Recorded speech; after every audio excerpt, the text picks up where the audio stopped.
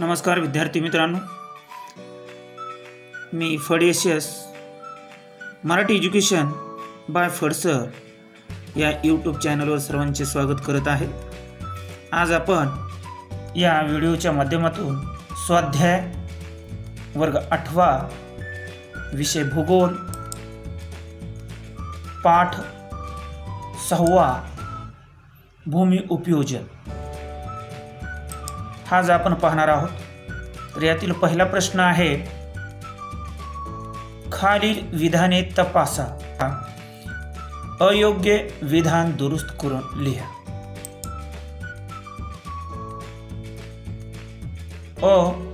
खाणकाम हा भूमी उपयोजनाचा भाग नाही, हे विधान उत्तर आहे अयोग्य।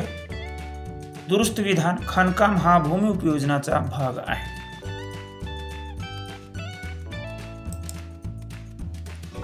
केंद्रीय व्यवहार विभागात कारखाने असतात।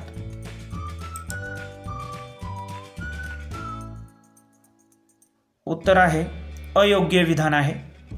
दुरुस्त विधान, केंद्रीय व्यवहार विभागात दुकाने, बँका, कार्यालये असतात।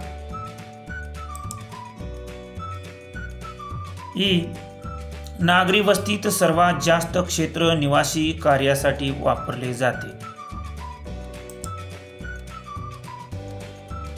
उत्तर आहे योग्य। ये आहे ग्रामसेवक सातबारा उतारा देतो। उत्तर हे विधान अयोग्य आहे। दुरुस्त विधान, तलाठी सातबाराचा उतारा देतो। ग्रामीण प्रदेशात निवासी क्षेत्राला जास्त जमीन असते।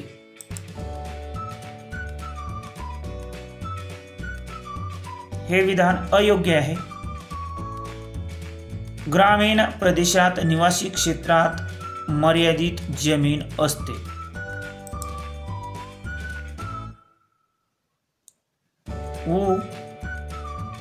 उतारा क्रमांक 7 हे अधिकार पत्रक आहे। हे विधान योग्य आहे। ये उतारा क्रमांक 12 हे फेरफार पत्रक आहे। हे विधान अयोग्य आहे। दुरुस्त विधान, उतारा क्रमांक 12 हे पीक पाहणी पत्रक आहे। प्रश्न पहिला हा संपलेला आहे। प्रश्न क्रमांक आहे 2, भौगोलिक कारणे लिहा। यात नागरी भागात सार्वजनिक सुविधा क्षेत्र अत्यावश्यक असतात।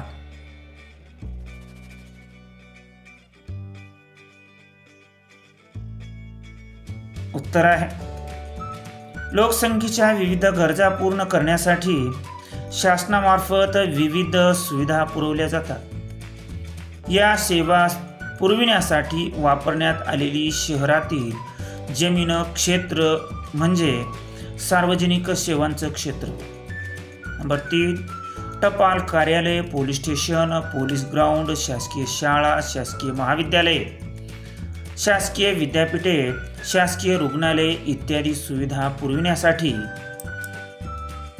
वापरल्या जाणाऱ्या जमिनीचा सार्वजनिक सेवांच्या क्षेत्रात समावेश होतो। सार्वजनिक सुविधा क्षेत्राद्वारे पुरवल्या जाणाऱ्या सेवामुळे सामाजिक कल्याणात भर पडते। अशा प्रकारे नागरी भागात सार्वजनिक सुविधा क्षेत्र अत्यावश्यक असते।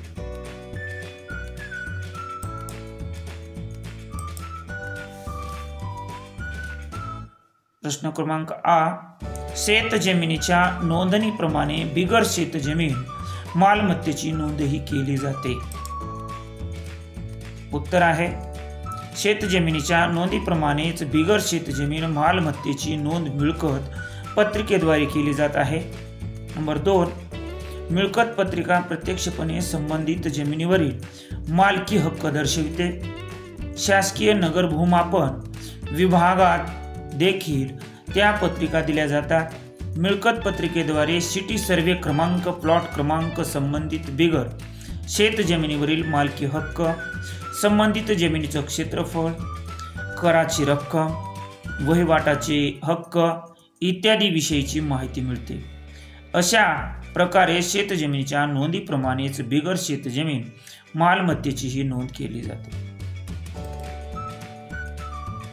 प्रश्न पुढील. भूमी उपयोजनानुसार प्रदेशाचे विकसित व विकसनशील असे वर्गीकरण करता येते.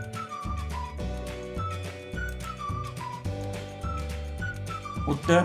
एखाद्या देशात शेतजमीन, माळरान इत्यादी प्रकारातील भूमी उपयोजन अधिक प्रमाणात असेल तर अशा प्रदेशाचा विकसनशील देशात समावेश होतो.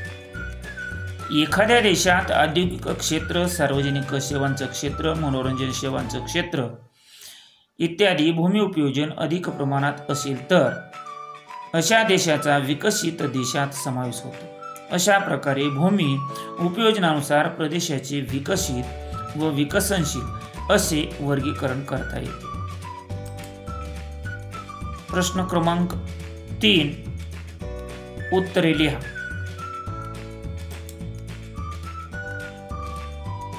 ग्रामीण भूमी उपयोजनात शेती का महत्वाची असते? नंबर 1 उत्तर नंबर 1 भारतातील ग्रामीण भागातील बहुतांश लोकांचा शेती हा मुख्य व्यवसाय आहे. शेती देशातील लोकांच्या अन्नधान्याच्या गरजा पूर्ण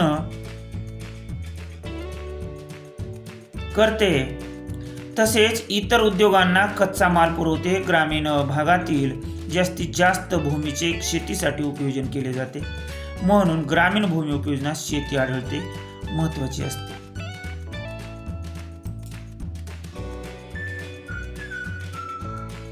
प्रश्न क्रमांक आ. भूमी उपयोजनावर परिणाम करणारे घटक सांगा. उत्तर आहे या प्रश्नाचं ग्रामीण भूमी उपयोजनावर परिणाम करणारे घटक. नंबर 1 ग्रामीण भूमी उपयोजनावर हवामान, मृदा, जमिनीच्या उताराचे स्वरूप, जलसिंचनाच्या सुविधा, नैसर्गिक साधन संपत्ती, सरकारी धोरण इत्यादी घटक परिणाम करतात. उदाहरणार्थ तीव्र उताराच्या जमिनीचे निवासासाठी उपयोजन केले जात नाही, अशा जमिनीचे पायऱ्याच्या शेतीसाठी उपयोजन केले जाते. ब. नागरी भूमी उपयोजनावर परिणाम करणारे घटक. नागरी भूमी उपयोजनावर भूक्षेत्राचं स्थान, नैसर्गिक साधन संपत्ती, गृहनिर्माण धोरण, वाहतूक मार्ग, औद्योगिकरण, व्यापार, क्रीडांगण व मनोरंजनाच्या सुविधा, सरकारी धोरण इत्यादी घटक परिणाम करतात.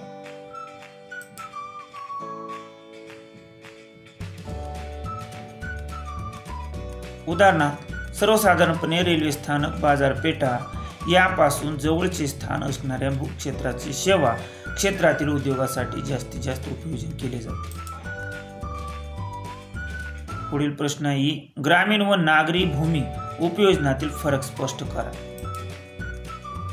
उत्तर आहे ग्रामीण भूमी उपयोजनातील व नागरी भूमी उपयोजनातील फरक पुढील प्रमाणे आहे. ग्रामीण भागातील भूमीचे तुलनेने मर्यादित कारणासाठी पुढील प्रमाणे उपयोजन केले जाते. या उलट नागरी भागातील भूमीचे अनेक कारणासाठी उपयोजन केले जाते. ग्रामीण भागातील भूमी उपयोजनाचा आकृतिबंध तुलनेने साधा असतो. या उलट नागरी भूमी उपयोजनाचा आकृतिबंध तुलनेने जटिल असतो. ग्रामीण भूमी उपयोजनात शेती क्षेत्र सर्वात महत्त्वपूर्ण असते. या उलट नागरी भूमी उपयोजनात निवास क्षेत्र व व्यावसायिक क्षेत्र महत्त्वाचं असतं.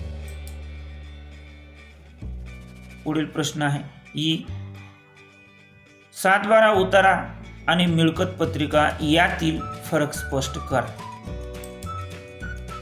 उत्तर सातबारा उतारा व मिळकत पत्रिका यातील फरक पुढील प्रमाणे. सातबारा उतारा शासकीय अभिलेख महसूल विभागामार्फत दिला जातो. या उलट मिळकत पत्रिका शासकीय नगर भूमापन विभागामार्फत दिली जाते. सातबारा उतारा अप्रत्यक्षपणे जमिनीवरील मालकी हक्क दर्शवतो. या उलट मिळकत पत्रिका प्रत्यक्षपणे जमिनीवर मालकी हक्क दर्शवतो.